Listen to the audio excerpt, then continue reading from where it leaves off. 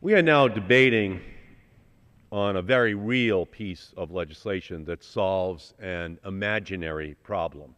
The Farm Dust Regulation Prevention Act purports to address the fictitious threat that the Environmental Protection Agency is out to destroy the family farm and countless jobs by regulating the dust emitted by tractors and other farming equipment. Never mind that EPA Administrator Lisa Jackson has committed to leaving the 1987 standard for large soot particles unchanged.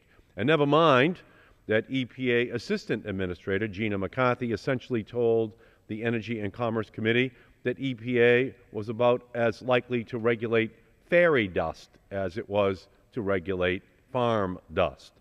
While hiding behind its stated purpose of addressing the made-up threat of utter ruin to the family farm, this bill inflicts very real harm. That is because it also blocks the EPA from setting standards for the dirty soot that gets spewed out of massive mines and smelters and refineries and some chemical plants. It becomes, in fact, the congressional version of Never Never Land, where the Republicans answer to the question, when can we remove the poisons from the air that we breathe? Their answer is never. In the play Peter Pan, Tinkerbell drinks poison that is intended to kill Peter.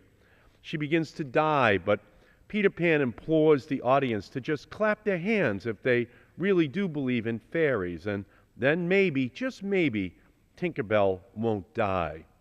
Every small child in the audience then claps so hard their hands sting, and Tinkerbell rises magically back to life. With this bill, the Republicans are engaging in the very same sort of fantasy. If we just believe that EPA has launched a war on jobs, then it must be so, and we must stop it. If we just believe that EPA officials are lying about their secret, non-existent plans to destroy the livelihood of every farmer in America, then it must be so, and we must stop it.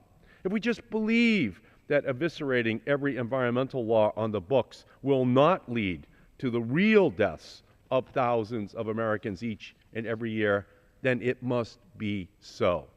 The Republican lost boys and girls are telling America that the only way to revive the jobs fairy is to kill the EPA, to pretend that the deaths, the cancers, and other illnesses that the Republican plan will cause are imaginary or a mere nuisance really is the stuff of fairy tales.